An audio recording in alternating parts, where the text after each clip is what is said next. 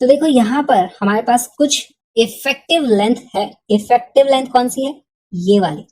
तो हमारे पास जो मैग्नेटिक इंड्यूस्ड ईएमएफ होगा उसकी वैल्यू क्या हो जाएगी? EMF is equal to B L V. यहाँ पर बी तो बी है, लेंथ कितनी है? 2r।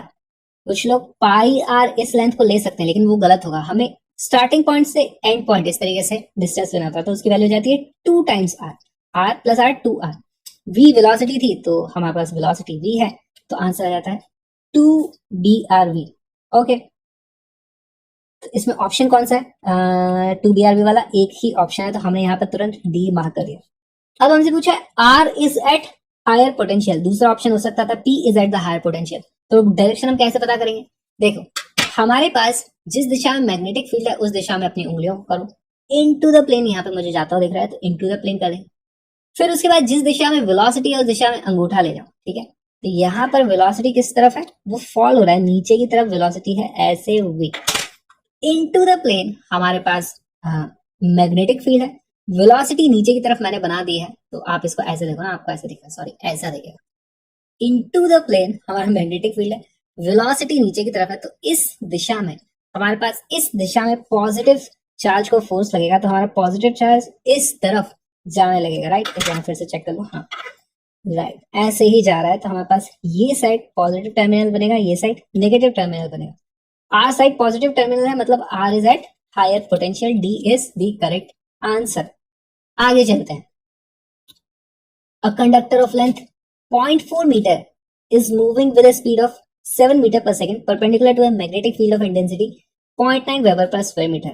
The induced EMF across the conductor is straightforward formula based question है। EMF is equal to BLV। Values इस तरीके से दी हैं कि सब परपेंडिकुलर चल रही है चीजें, आपस में मल्टीप्लाई कर दो।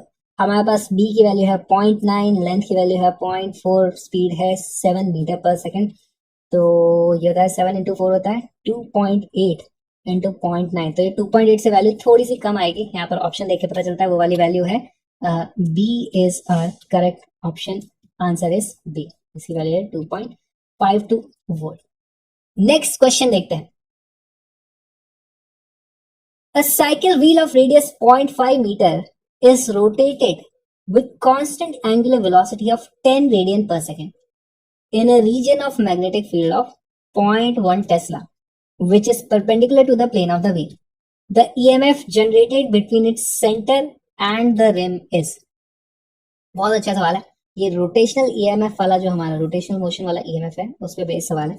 हमारे पास एक साइकिल का व्हील है, यहाँ पर उसका सेंटर होगा, ये इस तरीके से घूम रहा है ओमेगा से। यहाँ पर कुछ हमारे पास मैग्नेटिक फील्ड है, इस तरीके से पूरे में यूनिफॉर्म मैग्नेटिक फील्ड है, जो इसकी वैल्यू बी है।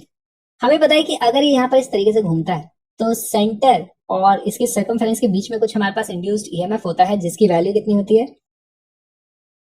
Half B omega L square, क्योंकि यहाँ पर ये वाला डिस्टेंस हमारे पास है एल, या फिर आप इसको आर बोलोगे तो ये आर स्क्वायर हो जाएगा।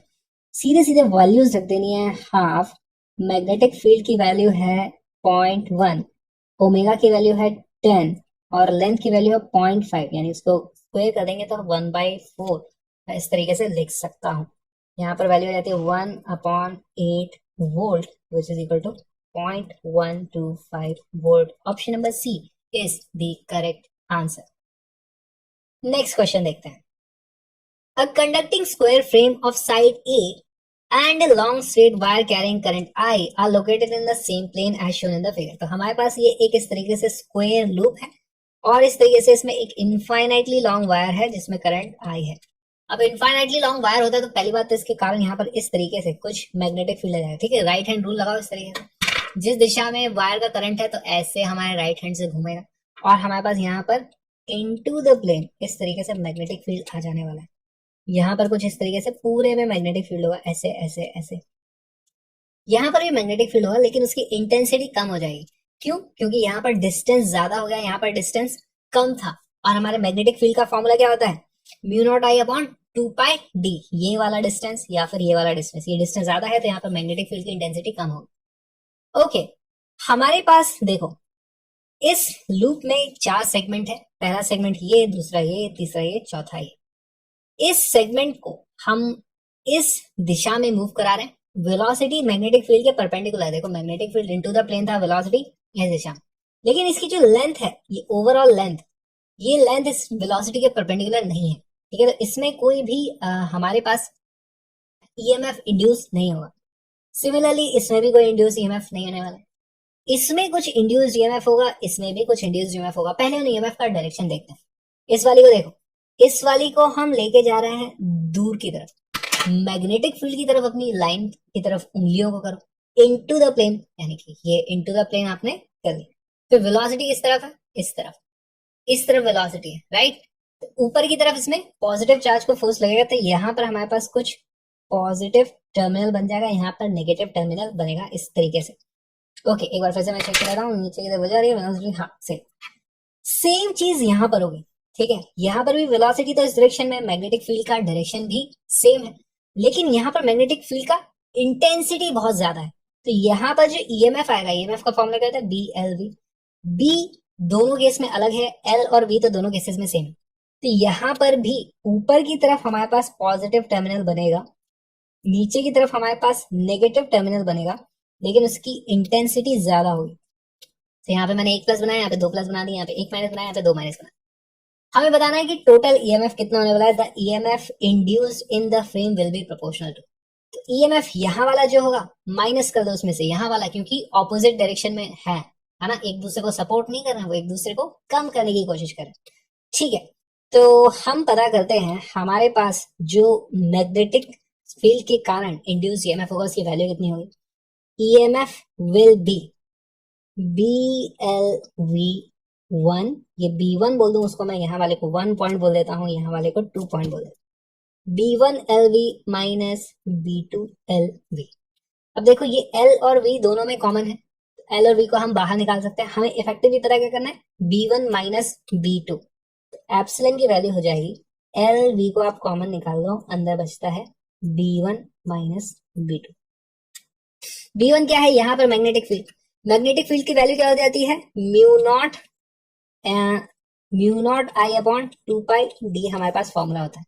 अब ये वाला डिस्टेंस है हमारा x, ये वाला है a/2, तो ये डिस्टेंस कितना हो जाता है, x माइनस a/2। एप्सिलॉन की वैल्यू हो जाएगी LV, म्यू नॉट आई को भी आप बाहर निकाल सकते हो, अंदर हमारे पास बचता है 1 upon x minus a/2 minus 1 upon x plus a/2। Okay okay okay, यहां पर हम ले लेंगे LCM, तो हमारे एप्सिलॉन की जो वैल्यू है, देखो 2 भी ऊपर चला जाएगा और हमारे पास वो वैल्यू रहती है 2LV म्यू नॉट आई। नीचे अब यहां से मल्टीप्लाइड में जो चीज है उसको मैं यहाँ लिखा हूँ LCM लेकर के, यहाँ पर हमारे पास बचता है 2x minus a multiplied by 2x plus a, दोनों साइड के जो डिनोमिनेटर में चीज थी उनको हमने मल्टीप्लाई कर दिया, ऊपर में हमारे पास आ जाएगा 2x प्लस ए माइनस 2x माइनस। सबको क्लियर, यहाँ पे 2x से 2x कट गया, a और a इस तरफ आ जाता है, हमारे पास एप्सिलॉन की वैल्यू हो जाती है 2LV mu not I A upon 2x minus A 2x plus ए।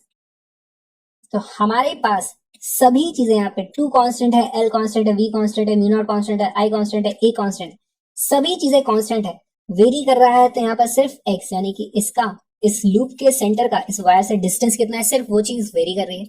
तो यहाँ पर हम बोल सकते हैं कि एप्सिलॉन इज प्रोपोर्शनल टू सिर्फ नीचे वाली चीज, which is this, option number C.